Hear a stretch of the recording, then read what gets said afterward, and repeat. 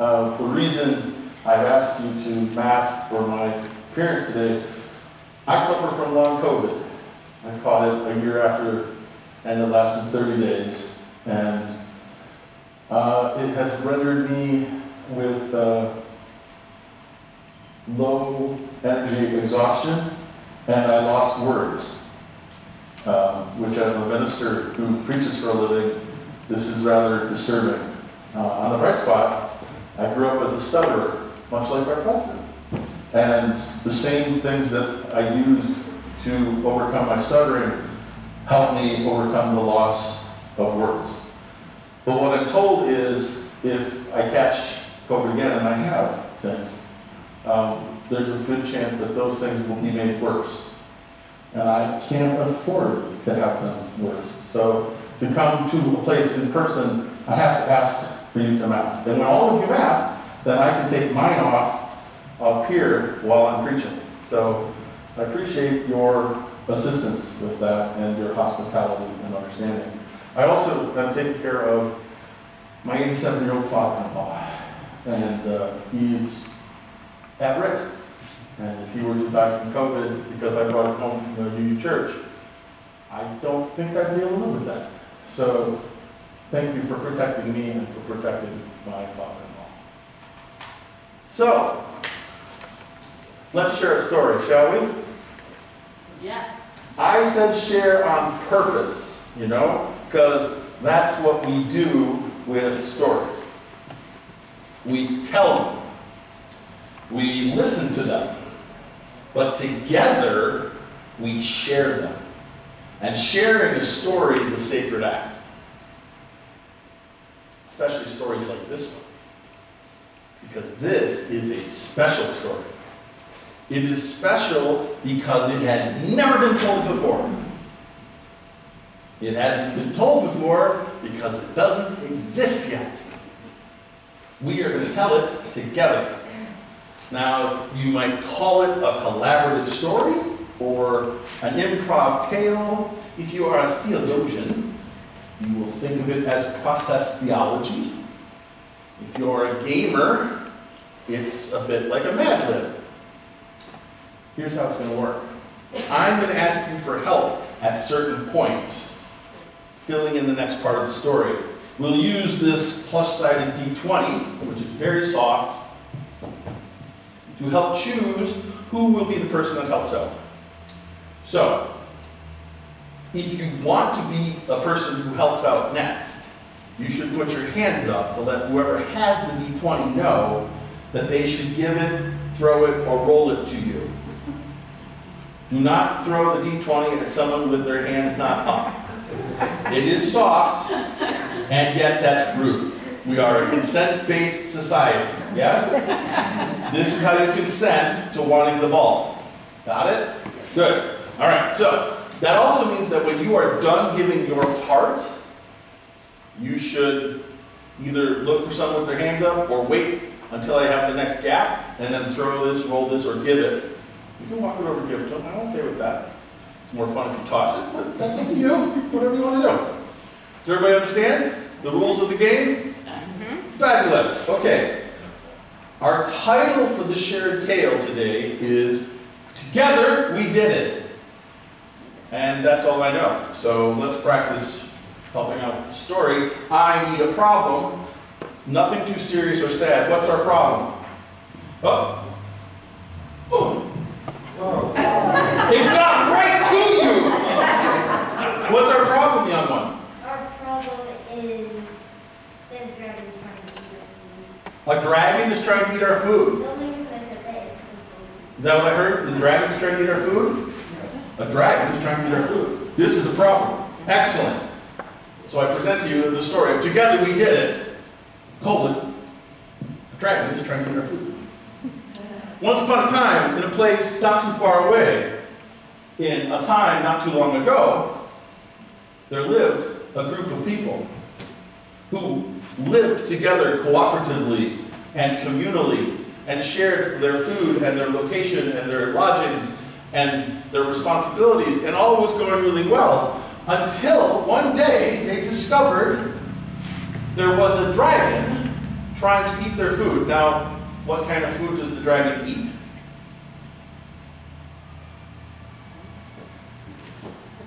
Good throw, good catch. Potatoes. Potatoes. It's a potato-eating dragon, and that was really sad for those folks because there were a lot of people there who liked potatoes. What type of potatoes did the community like best? Nobody wants to talk about what potatoes people like best. There we go. Sweet potato. Sweet potato.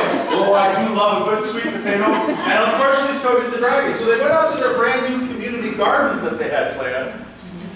And all of the sweet potato plants were raised to the ground. All the best sweet potatoes picked out. And one person, who is the person who's going to discover this? Lady Gaga. Lady Gaga. Lady Gaga was a part of this community. I believe that that would probably work out just fine. Lady Gaga discovered, because it's her turn to tend the community garden, she discovered that the sweet potatoes were gone, and there on the ground, dragon tracks. Now, here's the question. This is a two-part question. One person's going to answer both. How big is the dragon, and what color?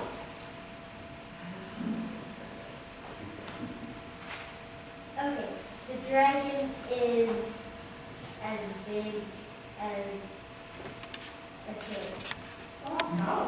It is a small dragon the size of a chair. Color? It's okay if you say you don't know because nobody's seen it yet. What? Huge. Puce!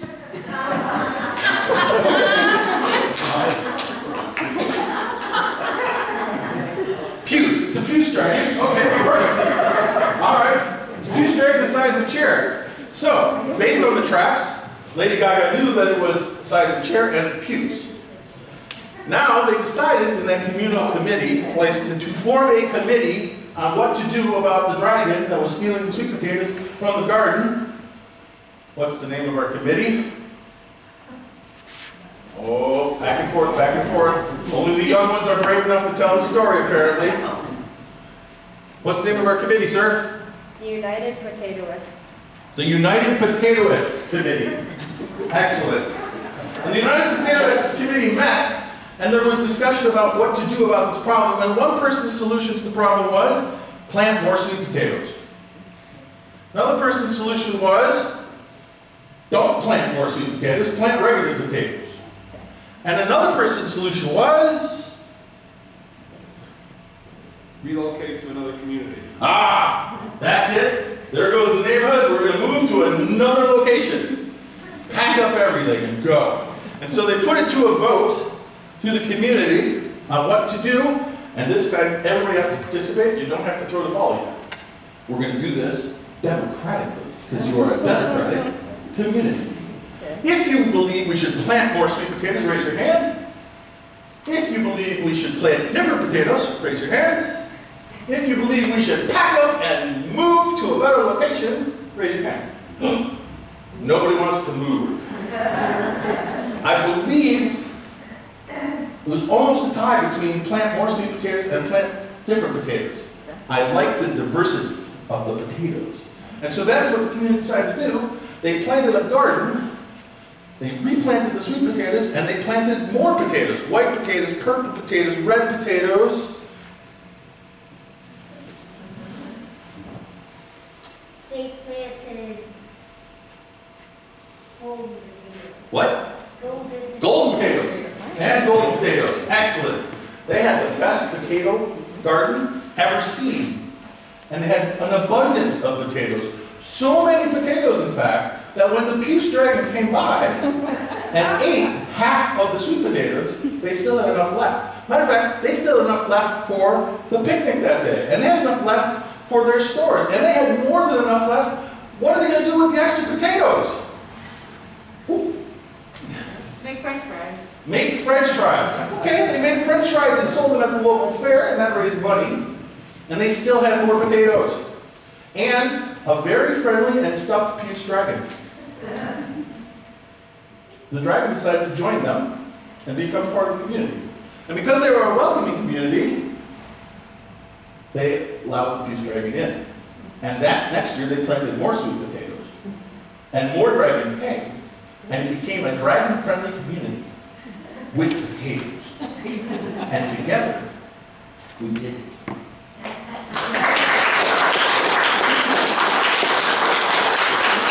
We shared a story.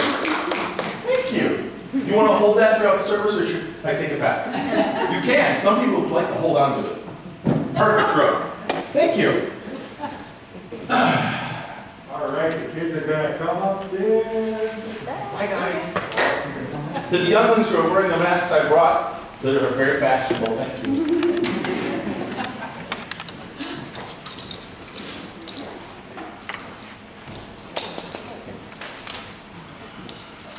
The offertory is a time to remind us that the UUEA cannot do anything, including creating stories together, without members and friends showing up and supporting each other. Sincere thanks to those who participate in events, volunteer their time, share their talents, or who can be generous financially. If you are inclined to give after the service, there's a plate on the bookshelf, or you may do so online at uuea.org. Now is the time in our program when we strengthen our circle of connection with each other by sharing our personal joys and concerns. If anyone would like to share, please come up and speak into the mic so folks on Zoom can hear you. If you're on Zoom and you'd like to share a joy or concern, please type it in the chat and Brandon will read it to us. Also, please know that this portion of the service is not recorded for reasons of privacy. Is there anyone who would like to come up?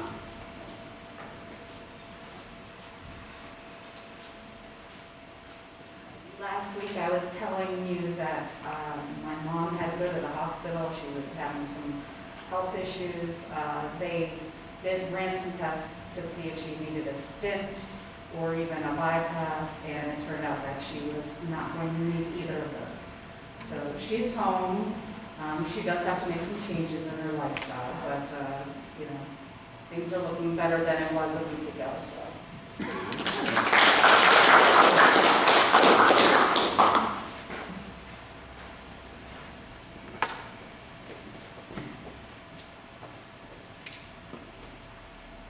Hello. Yesterday was the last day of classes for me for college, and I'm finishing my bachelor. It was the end of my bachelor's degree. So on May 9th, I graduate. I'll be walking to graduation. You know.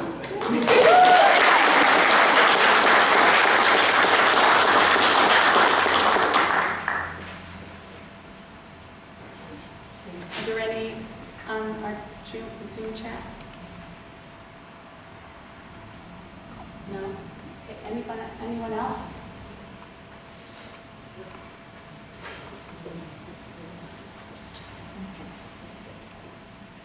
Last week I said I was very anxious about the meetings I had, and just like I thought, it went really well, so I have nothing to worry about.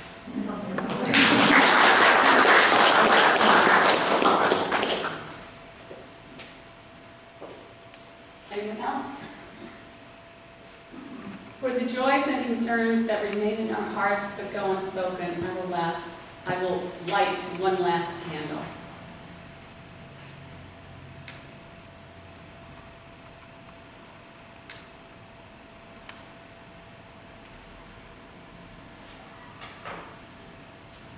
Reverend Craig Schwallenberg was raised in the Midwest and transplanted to New York. They earned their Masters of Divinity at Meadville, Lombard, and after 15 plus years of serving as a parish minister and interim minister, they started a new community ministry of connection, storytelling, hospitality, and our game minister. They shared the fun and wisdom, and through being our game minister, they share the fun and wisdom where spirituality and play cross paths. Reverend Craig, a supportive member of the Liberal Religious Educators Association, and an active member of the Unitarian Universalist Society for Community Ministers, is co-author of the pastoral role-playing social justice curriculum, Building a Better World. Reverend Craig lives in central upstate New York with their wife, Cheryl D. Decker, their dog Harmony, and their two cats Pearl and Jasper. Here is Reverend Craig.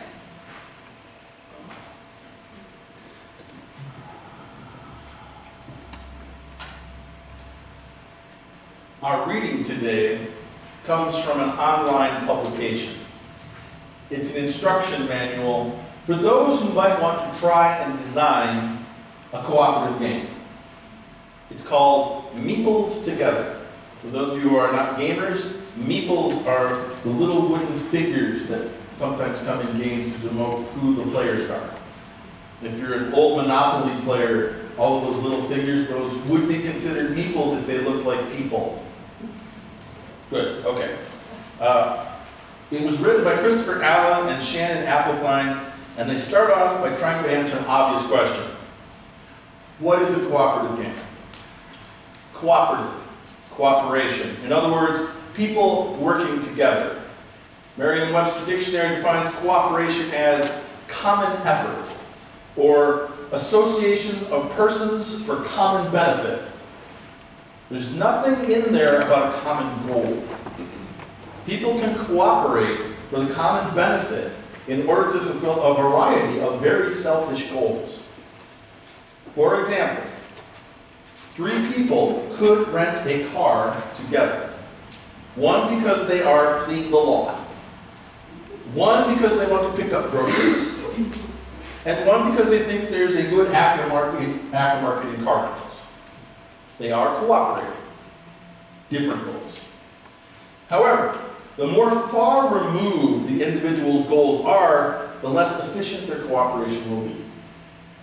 Cooperative strategy occurs when players cooperate in order to achieve individual goals. They may be working together as partners, or temporarily allied to achieve individual successes, or they may be cooperating just to survive. Cooperative games focus on players who are cooperating in order to achieve a joint goal. There can be individual goals, but they will always be secondary to the cooperative goals of the game. Now, games are on a continuum from cooperative to competitive. What type of games do you prefer? Yes? Card games. Card games. Do you prefer cooperative card games or competitive ones? Both. Both. Okay. One of my earliest memories of a game with a cooperative strategy happened when I was a teenager. My friends were very big into a game called Battletech. For the non-geeks in the room, Battletech is a game of battle and war, with players pretending to be pilots of large, walking, armored tanks called battle mechs. It is played on a big board with fake terrain and trees and ponds and hills and such. Have you ever seen a miniature train set? Think of that, but with big armored walking tanks. This particular game was a 4-person free-for-all. We each started in a corner of the board, and whoever had the last battle mech standing would win the game. As the game started and my turn came up, I looked over at my best friend, Tim, and I said, "Shall we have a truce? We take the other 2 out, and then we'll deal with each other and whoever the winner is." And Tim, "A truce then," he said. I promptly moved my mech out behind the cover into the middle of the board where I could get close enough to the other players to unleash all of my weapons at them. I fired everything I had. Then it was Tim's turn. Now this was dangerous doing that because I'm no longer in cover and my mech is overheating from firing all the weapons. But I'll cool down, I'll be fine. Tim promptly stood out from his cover, walked behind me, and unloaded everything he had up the back of my mech. My ammo exploded and my head blew off and I was out of the game. Hadn't even made it through round 1. I looked over at Tim and I said, "What happened to the truce?" And Tim tilted his head again and said, "We had a truce until you foolishly walked out in the open and showed me your back." Cooperative strategy can be challenging. It was a few years later when I was introduced to my first real cooperative game, a group playing Dungeons and Dragons. Ironically, I was introduced to this group game and the group by my best friend, Tim. Yes, we were still friends, buddy. Now, if you've never played Dungeons and Dragons or any role-playing game, how many of you have played Dungeons and Dragons? Oh, my people, thank you. For those of you who have never played, it is a bit like the improv story we shared today. Somebody sets the scene, and people say what they're going to do, and the story continues from there. They co-create a story, and the outcomes and decisions are determined usually by logic or the roll of a die. Unfortunately, I found cooperation in that particular game with that particular group of people less than satisfying. They were still not very cooperative people. They tended to play their characters in uncooperative ways, stealing from each other's player characters and even attacking each other. This does not make for a fun cooperative game. But I did catch a taste of what it could be, so I kept looking for that elusive cooperative game experience. Tim and I actually started running our own D&D game, and I have been running and playing D&D ever since. In the early 2000s, a revolutionary idea swept across the gaming industry, and cooperative board games started appearing on the market. Cooperative board games, like Pandemic or Forbidden Island, are games where winning wasn't just easier if you worked together, it was absolutely required. In a true cooperative game, players are not competing against each other, they are competing together against the game. And they either all win together or they all lose together. I was hooked. I started collecting cooperative games. After a while, they started coming out with variations, like cooperative, semi-cooperative games, where you are cooperative until the end of the game and one person still can claim winnership. I'm assuming that's to get the competitive people to play cooperative games. And then another version called the Betrayer, where one player is secretly working against the group. I call this the Tim variant. I am not a fan of those cooperative games. Designers of these games have had to ask some very basic questions, such as, why do we play games? Why do we play games? To have fun. To have fun, exactly. But what makes a game fun? According to the Meeples Together authors, games are fun because they fulfill our needs, because they touch our emotions, and because they teach us new things about the game and the world and ourselves. Scholars have proposed that we also play games for spiritual reasons. Games allow us to set a boundary between what is real and what is imaginary. They allow us to set clear rules and then allow us to strive and struggle in a safe way, in a safe environment, with safe people. And they allow us to be in a communal exercise, with those in the game and those outside of the game clearly delineated. Religious rituals and games have all of these traits in common. Another question to answer is, why do we cooperate? According to one researcher, Tomasello, children start off wanting to cooperate, but they will not let others take advantage of them. They will cooperate until they discover somebody is not cooperating. I love that idea. I like the idea that we start out inclined to cooperate, inclined to recognize that we are all connected in this, and we need to help each other out. We're hopeful, right from the get-go, that we will work together.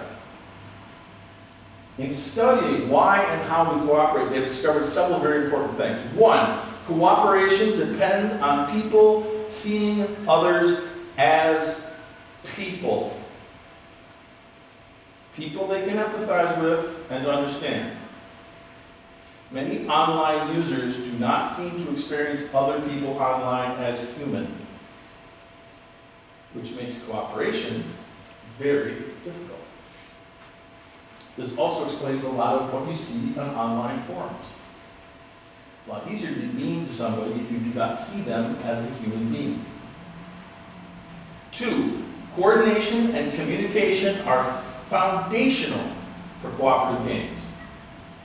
There are species on this planet that cooperate better than humans, and they do so with near constant communication and coordination.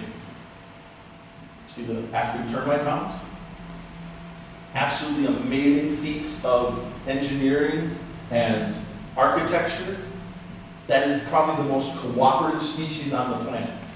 They're in constant communication all the time. Some game designers restrict talking or sharing information in their cooperative games to make it a more challenging game. Some cooperative games would be really easy if I could just tell you what my cards were. 3, unfairness is a barrier to cooperation. Primates have been shown to make decisions against their best interest if doing so would result in a highly unfair outcome. Humans sometimes do this and we call it spite. If I see something really unfair going on, I will sometimes do something completely against my own interests to deal with the fact that I see unfairness. Primates would do the same thing. We are primates. 4, in a cooperative game, there can be enjoyment even in the losing. If there's a good story, or individuals succeeded, or exceeded expectations, we still have fun, even if we lost. Which is all very interesting if you are planning to design a cooperative game. And if you're planning on designing a cooperative game? Well, just me. Okay. Well, it also is if you find yourself playing a cooperative game, and if you plan to play a cooperative game. Well, come on, I'm coming here later on. I got a whole bag full of them. Okay. So, how many of you didn't raise your hand? How many of you are not planning to play a cooperative game? Raise your hand. Are you sure? Remember they said games are on a continuum from competitive to cooperative? I see it quite differently. Based on what we've said about games and religious rituals and why we play games and why we cooperate, I believe that all games are cooperative. It's just a matter of degree. Let's go with checkers. Everybody knows checkers, right? It's a pretty competitive game. Winner, loser, right? But take a step back from the game for just a second. Look at the bigger picture. The players have agreed on the rules. They have chosen the board. They take turns. And in the end, they succeed in what they do. Together, they play the game. And they have fun regardless of who wins or loses. It's a cooperative game. They cooperated in the playing of the game, even though it's a competitive game. It required that they cooperate to play the game. Every game requires you to cooperate by its inherent nature. They had to communicate. They had to coordinate. They had a shared goal. The shared goal wasn't winning. The shared goal was playing the game. Every game is cooperative on the meta level. So is this game we call worship. We came together this morning with a shared purpose. We agreed on the setting and the rules. We each took on roles to play. And we will win or lose, I suppose, together. Can you lose at worship? Yes. Yes, you can. I have experienced losing at worship. Perhaps you have as well.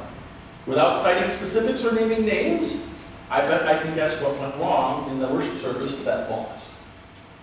Was there poor communication? Was there poor coordination? Did someone treat somebody else as less than human?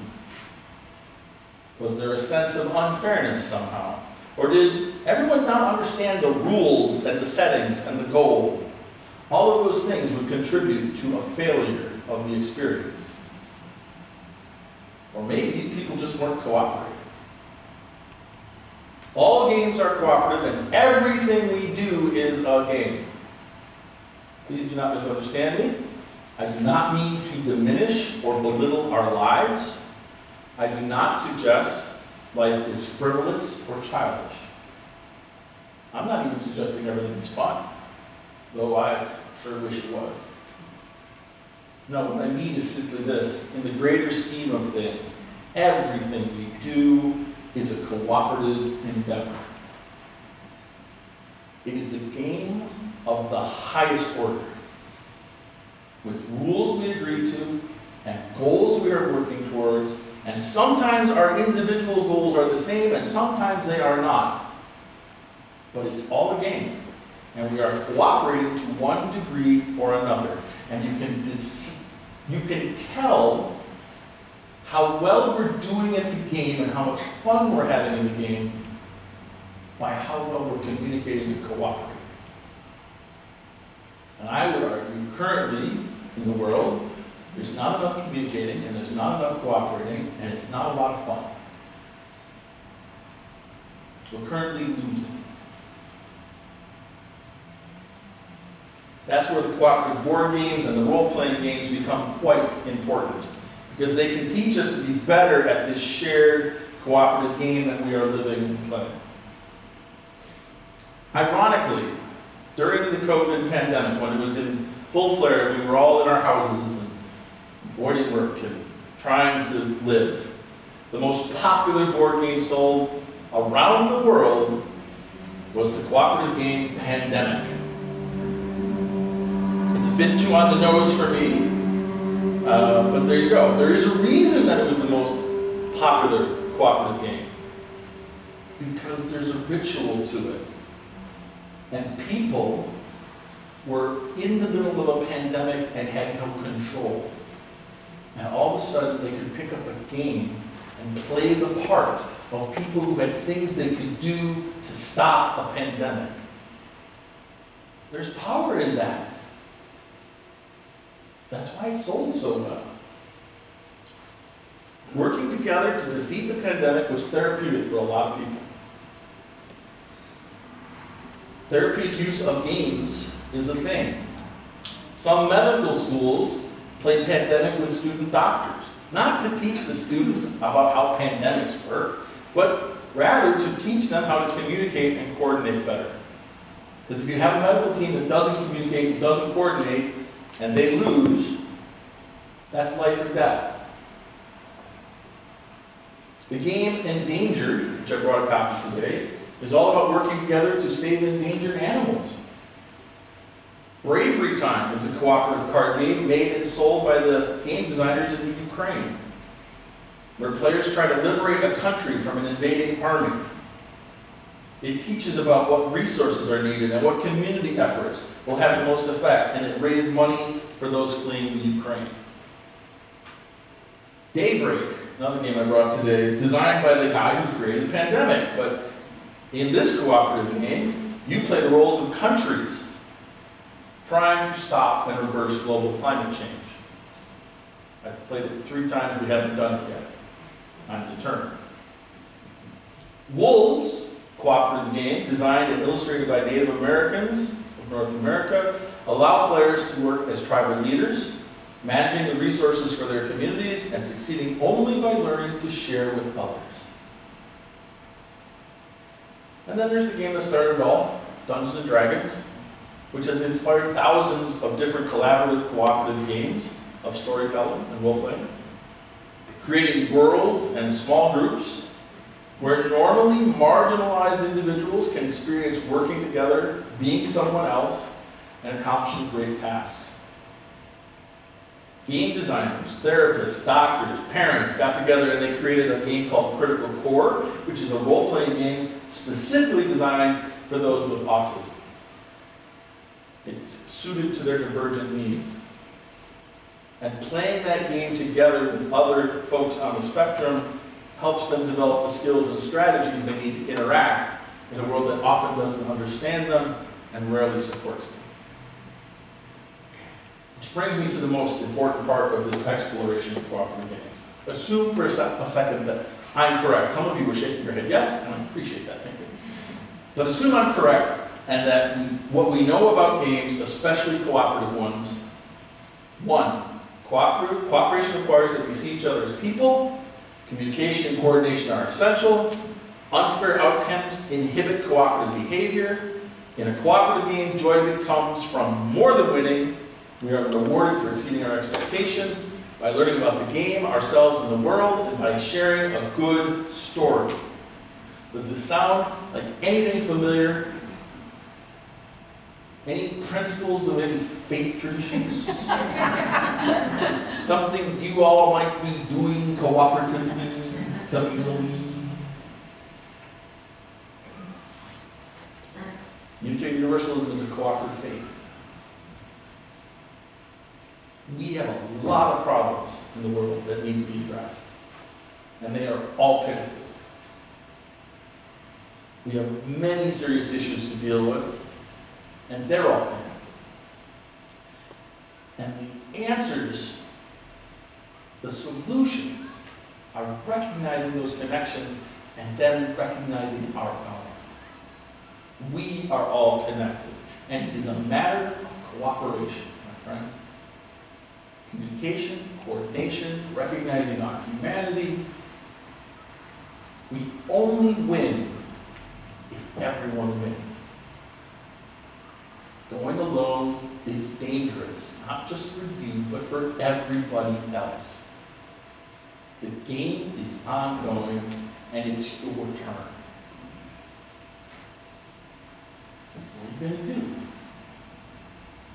How can we help each other, help everyone else, and win the game?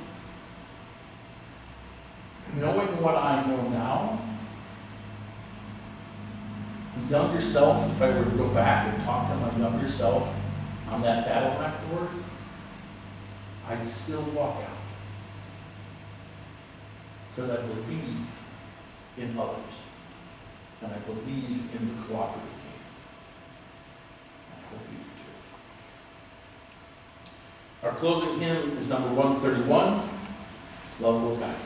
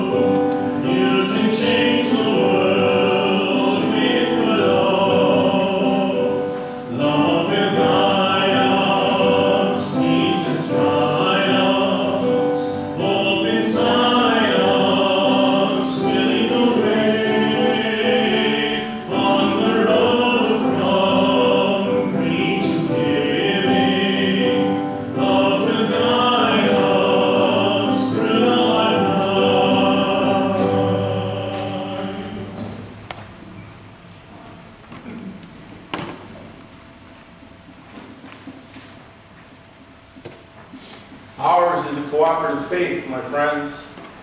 We affirm that all people are worthy as is. We promote collaboration and cooperation. We know that leaving anyone behind is a loss for us all. The world is waiting for us, for all of us, to work together and play together, to live together and love together. Game on. It's your turn.